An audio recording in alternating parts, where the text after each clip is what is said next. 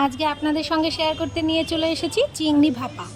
তো প্রথমে আমি চিংড়ি মাছগুলোকে ভেজে নিয়েছিলাম, আর তারপরে আমি 1 চামচ সর্ষে, সাদা সর্ষে আর 2 চামচ পোস্ত, এই দুটোকে আমি খুব ভালো করে মিহি করে পেস্ট করে নিয়েছি। আর মিহি করে পেস্ট করার একমাত্র উপায় হচ্ছে 10 মিনিট ভিজিয়ে রেখে দিতে হবে আগে, তাহলে খুব মিহি করে পেস্ট হয়ে যাবে।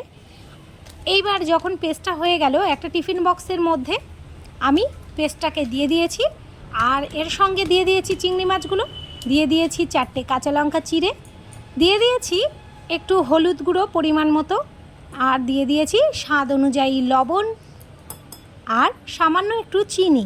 তো এটা ব্যালেন্সটা ঠিক রাখে সেই কারণে। আর এর মধ্যে যেটা আসল দিতে হবে সেটা দিয়ে দিয়েছি কাঁচা সরিষার তেল। কাঁচা সরিষার তেল পরিমাণ মতো আমি একটু দিয়ে এটাকে টিফিন বক্সের ঢাকনা দিয়ে ভালো করে ঢেকে দিয়েছি।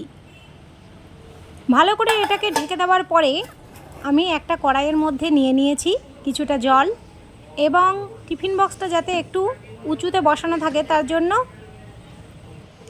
একটা স্টিল নিয়ে নিয়েছি। তার উপর আমি টিফিন বক্সটাকে বসিয়ে দিয়েছিলাম। তার উপরে আমি ঢাকনা দিয়ে প্রায় আধ ঘন্টা অর্থাৎ 30 মিনিট আমি এটাকে ভাপিয়ে সেদ্ধ করেছি। তো দেখুন, এটা রেডি হয়ে গেছে চিংড়ির ভাপা। দুর্দান্ত লাগে খেতে, আপনারা ট্রাই করে দেখবেন। গরম গরম ভাতের সঙ্গে এটা সঙ্গে পেলে আর কিচ্ছু লাগবে না। সকলে ভালো থাকবেন, সুস্থ থাকবেন। কেমন লাগলো জানাবেন।